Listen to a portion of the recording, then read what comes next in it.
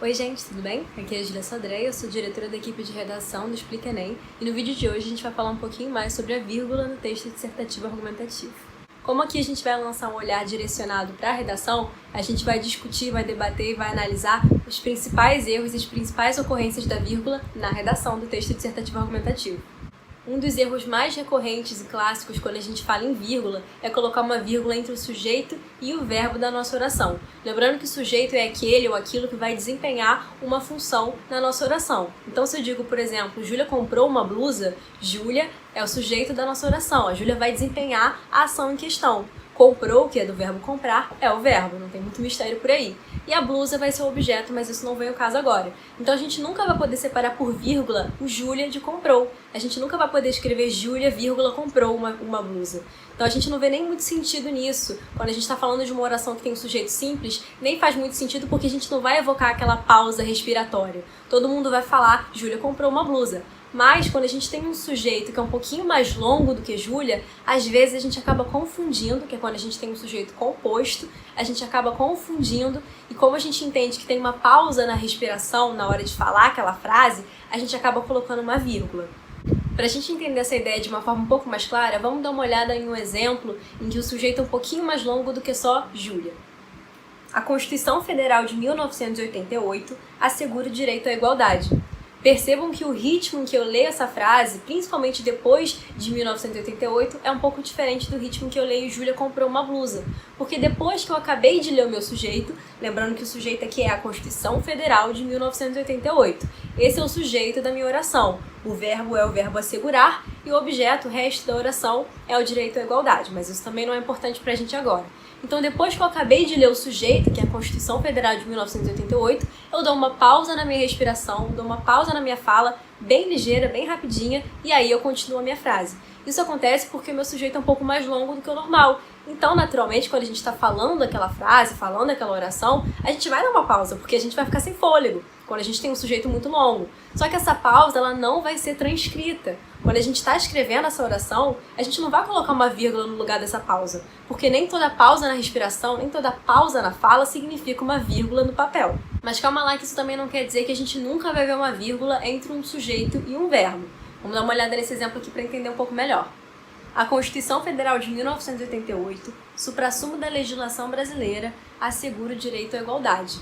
Então a gente tem basicamente a mesma oração que a gente viu anteriormente, só que a única diferença é que agora a gente vai ter um termo entre o sujeito e o verbo. Só que esse termo ele não vai atrapalhar a nossa oração sintaticamente. Na verdade, esse termo é o que a gente chama de aposto. É um termo explicativo, que vai só explicar e acrescentar uma informação a mais ao termo que foi dito anteriormente, que é a Constituição Federal. Então é como se fosse um parênteses, só que um parênteses sintático. Um outro exemplo, para ficar um pouco mais claro, buscando lá aquele exemplo do Júlia comprou uma blusa, é Júlia, trabalhadora assídua, comprou uma blusa. Então essa informação, trabalhadora assídua, ela não vai interferir sintaticamente na minha oração, mas ela vai acrescentar algum valor, alguma informação ao termo Júlia. Como ela vai estar isolada obrigatoriamente por vírgula, é o que a gente vai considerar um aposto. Ou seja, é possível observar uma vírgula entre um sujeito e um verbo em uma oração, desde que essa vírgula não esteja separando esses termos, e sim desempenhando uma própria função sintática, que aqui nesse caso é isolar o aposto. Outra regra muito importante para a gente ter em mente quando a gente fala em vírgula é a regra do adjunto adverbial deslocado.